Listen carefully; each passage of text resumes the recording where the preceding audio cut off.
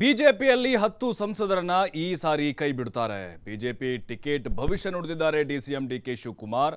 10 ಜನ ಸೋಲ್ತಾರೆಂದು ಪಕ್ಕಾ ಬದಲಾಯಿಸ್ತಾ ಇದ್ದಾರೆ.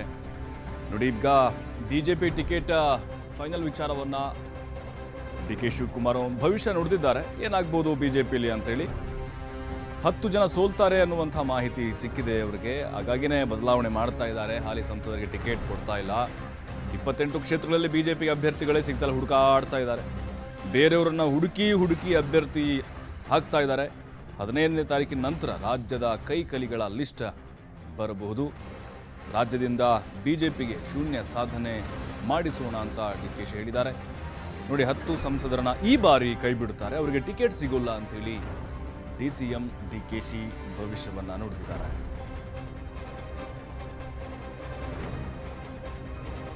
ನಾಳಿದ್ದು 2-3 ದಿನ ಬಿಟ್ಕೊಂಡು ಬರ್ತದೆ. ಕನಿಷ್ಠ 10 ಲೋಕಸಭಾ ಕ್ಷೇತ್ರದ ಅಭ್ಯರ್ಥಿಗಳಿಂದಾರು ಕೂಡ ಬದಲಾವಣೆಯನ್ನ ಮಾಡ್ತಾ ಇದ್ದಾರೆ ಅನ್ನೋ ಮಾತನ್ನ ನನಗೆ ಮಾಹಿತಿ ಬಂದಿದೆ. ಯಾಕೆಂದ್ರೆ ಅವ್ರ ಮೇಲೆಲ್ಲ ಆಂಟಿ ಇನ್ಕಂಬನ್ಸಿ ಇದೆ. ಅವರು ಬಿಜೆಪಿಯ ಸಂಸತ್ ಸದಸ್ಯರು ಜನರ ಜೊತೆ ಸ್ಪಂದಿಸಲಿಲ್ಲ.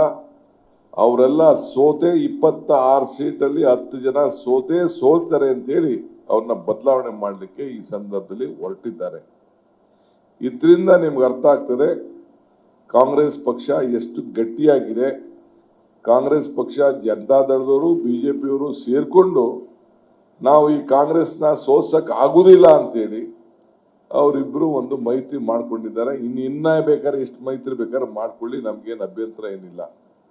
ಆದರೆ ನನಗೆ ವಿಶ್ವಾಸ ಇದೆ, ನಾವು ನುಡಿದಂತೆ ನಡೀತೇವೆ. ಬಿಜೆಪಿ ಪಾರ್ಟಿ ಪಟ್ಟಿ ನಾಳೆನೋ ನಾಳಿದ್ದೋ 2-3 ದಿನ ಬಿಟ್ಕೊಂಡು ಬರ್ತದೆ.